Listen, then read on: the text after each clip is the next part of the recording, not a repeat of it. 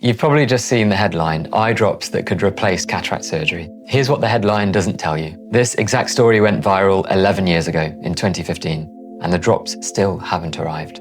I want to be straight about why I'm making this. I understand the hope because I understand the fear. Surgery on your eye, even when it's routine and low risk, is still surgery, and your sight is one thing that you can't get back. So if a drop could do this safely, I'd want you to have it. I'm Mr. Dilraj Sahota, consultant ophthalmic surgeon. Quick thing before I carry on, if you want more of this kind of straight evidence-first look at eye health, it genuinely helps a small channel like mine when you like the video. Now, here's the one-line answer so you're not left hanging. No, this headline is not a reason to cancel or delay a cataract referral. Surgery remains the only proven treatment today. But that one-line answer isn't the interesting part. The interesting part is that we've been here before, not once, but twice, in 11 years with two completely different chemicals, and I'm going to walk you through exactly what happened both times so you can make your own decision on facts, not headlines. Let's start where this story began. In 2015, researchers published a study in the journal Nature. They'd found a molecule called Lanosterol, and in the lab, it reduced the cloudy protein clumps that cause cataracts.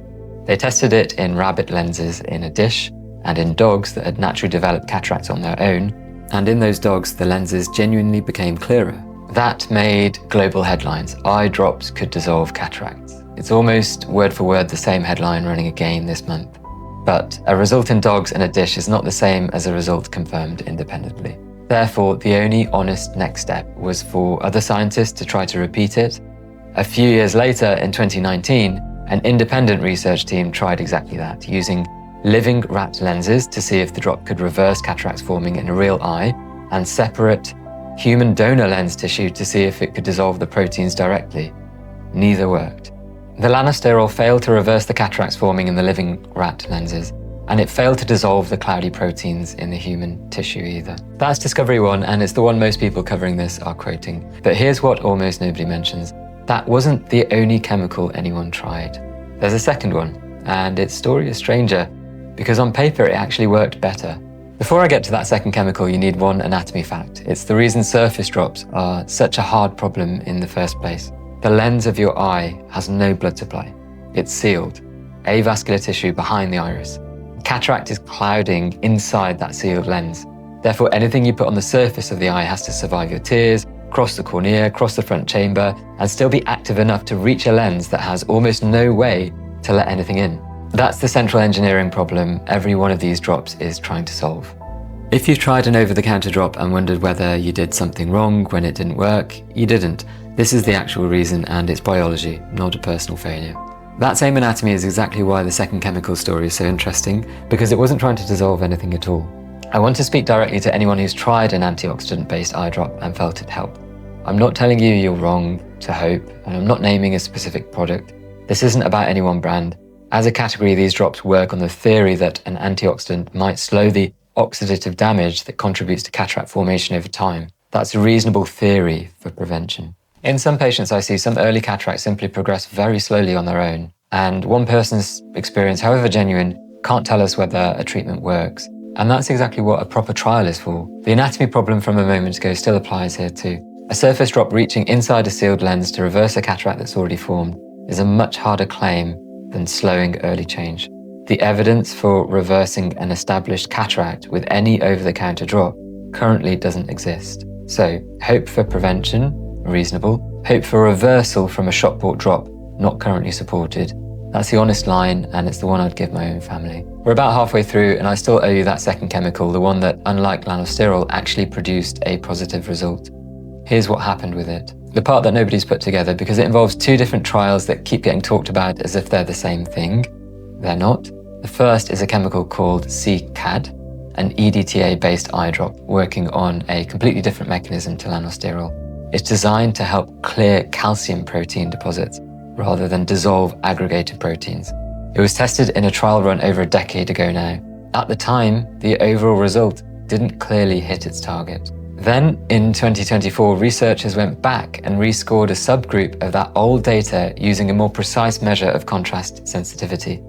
How well you can distinguish an object from its background, which matters a lot for things like night driving. In that subgroup, 41 eyes in total, 66.7% of the treated eyes showed a measurable improvement in contrast sensitivity, against 35% on placebo, after 4 months. That's a genuinely positive signal, and it's led to early conversations with regulators about a proper modern trial, but it's a small subgroup reread of over a decade-old data. Therefore, it still needs a large, fresh trial to prove it holds up before anyone can call it proven. The second is a brand new Lanosterol-based drop called ZOC 2017217. In July this year, its manufacturer enrolled its very first US patient in a small pilot study.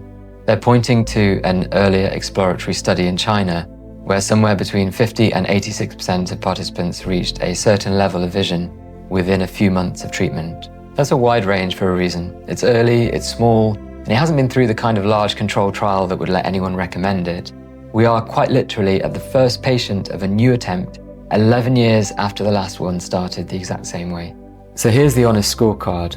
One old chemical with a promising but small unproven reanalysis, one brand new chemical at patient number 1. Neither is a treatment you can get today, and that's not the disappointing part of this story. The disappointing part would be if I told you otherwise. Before I give you my verdict, I want to be equally honest about the option this headline is trying to replace. Because surgery isn't risk-free either, and you deserve that whole picture too. Cataract surgery is one of the most performed, most studied operations in medicine, and for the vast majority of people it goes very well.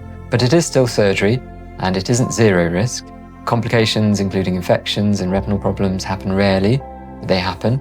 And if you've heard a story from a friend or family member where surgery didn't go as hoped, that fear is not irrational, and I'm not going to pretend otherwise. Surgery also isn't right for everyone at every stage. For a very early cataract that isn't yet affecting your daily life, monitoring is often entirely reasonable, and that's a conversation to have with your own surgeon, not a decision to make from a headline in either direction. I said I'd show you the pattern connecting both of these chemicals 11 years apart. Here it is. Every single time one of these drops makes the headlines, it's at the earliest, most hopeful stage of research, a dish, an animal, a small early trial. And every single time the actual proof, the large repeated human trial that would let a surgeon recommend it to you, is still years away. That's not a conspiracy, and it's not a failure. That's exactly how medicine is supposed to work. Hope tested slowly, one honest step at a time, until it either survives contact with the real human eye, or it doesn't. 11 years on for cataracts, it hasn't yet. That doesn't mean it never will. If you had to explain this to your family tonight, here it is. This exact eye drops could replace cataract surgery headline has appeared twice in 11 years with 2 different chemicals, and neither has produced a drop you can actually use yet. So surgery done at the right time is still the only proven answer today. Most people watching this just wanted to know if they could safely wait. Now you know, not yet. But it's worth watching honestly rather than reacting to every headline. If you're currently sitting on a referral because of this story, tell me where you are in the comments.